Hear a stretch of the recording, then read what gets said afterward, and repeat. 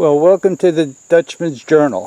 I'm out here on an overcast North Carolina morning, and I'm getting ready to build myself a coal frame. When I moved in last year, never had the time to do it, and here it is the end of August, and I figured this would be a good time to get this started. This will permit me to bring in some vegetables, start some vegetables, and keep them later into the fall. And what I'm going to do is I have a raised bed in the back where I have asparagus corms that have sprouted up. They won't be ready, of course, until next year, maybe the year after it. And I'm going to use part of my raised bed and utilize that as part of the frame. So I'm going to get started on this. The frame's going to be 8 foot long, 42 inches deep, about 18 inches high, and it'll have two separate dividing windows in it to lift up. The first thing I'll be doing is attaching the 2x6s that are 8 foot long to the existing raised bed. Well, there's my back frame of the coal frame, the back of the coal frame, and all I did was attach some 1x2s, actually they're 1x3s, and to support the back, and that's all you need to do. If you're wondering how come I'm using such heavy wood as to using, say, plywood, well, first you'd have to use exterior plywood, and that becomes pricey. If you notice, if anybody's been watching any of my other vids, they'll notice that I use screws, and the reason for using screws is it's easy for me to take everything apart and move it around if I have to without damaging the wood. And you use nails, which are inexpensive fasteners. Of course, nothing's really inexpensive anymore, but even though you pay a little bit more for the screws, I keep repurposing everything. I can unscrew them, save the screws, stack the wood until the time that I need it if I have to. I cut two of the side members, which are 42 inches long, one for each side, of course, and then I laid another 8 foot 2x6 out, and all I'm going to do is approximate the angles of the bed that's in the back.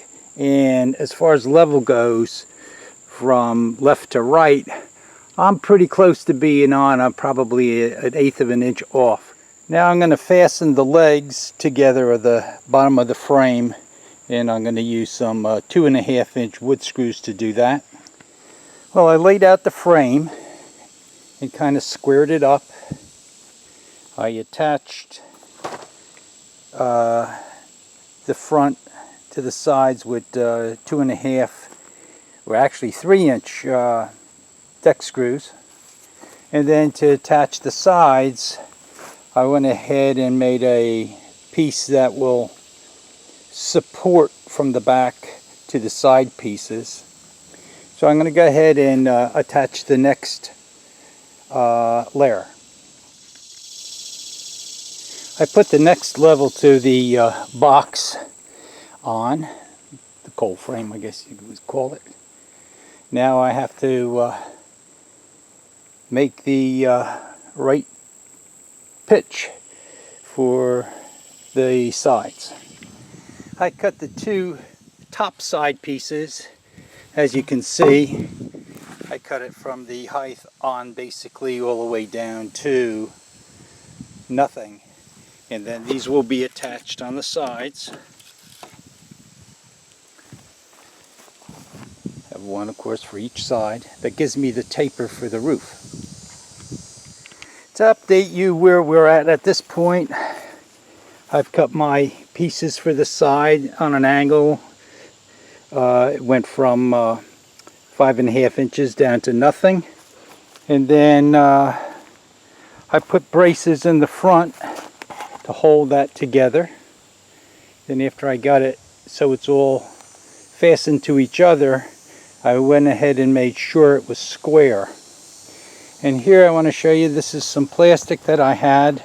Been carrying this around for who knows, 10, 12 years maybe.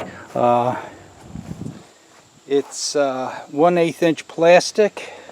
I cut it in half. It was a 8-foot long sheet. Cut it in half.